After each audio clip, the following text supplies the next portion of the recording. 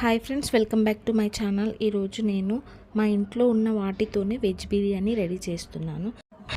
ఇంట్లో ఒక్కదాన్ని ఉన్నప్పుడు ఇలా టైం స్పెండ్ చేసి వండుకొని తినడం అంటే నాకు చాలా ఇష్టం. ఇప్పుడు ఇక ప్రాసెస్లోకి వెళ్ళిపోదాం.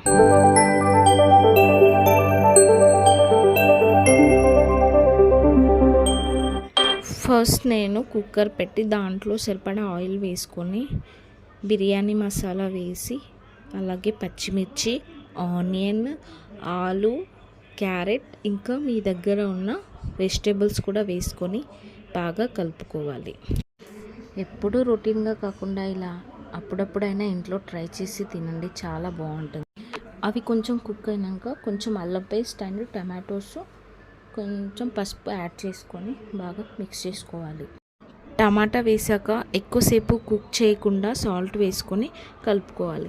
ముందే సాల్ట్ వేసుకుంటే త్వరగా కుక్ అవుతాయి కాబట్టి ఇప్పుడు వేసుకుంటున్నా.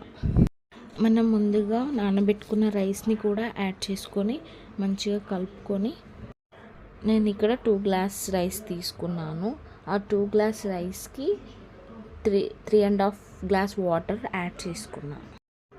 వాటర్ యాడ్ చేసుకున్నాక సాల్ట్ సరిపోయిందో లేదో చూసుకొని వేసుకోండి. కుక్కర్ మూత పెట్టేసి ఒక 3 విజిల్స్ వచ్చాక ఆఫ్ చేసుకోండి. చూడండి ఎంత బాగా కుక్ అయిందో కదా. కర్రీ చేసుకునే ఓపిక లేనప్పుడు ఇలా చేసుకొని పచ్చడి వేసుకొని తిన్నా చాలా బాగుంటుంది. ఫ్రెండ్స్, చూసారు కదా, ఇలాంటి మరిన్ని వీడియోస్ కోసం నా ఛానల్ని సబ్స్క్రైబ్ చేసుకోండి. Thank you for watching.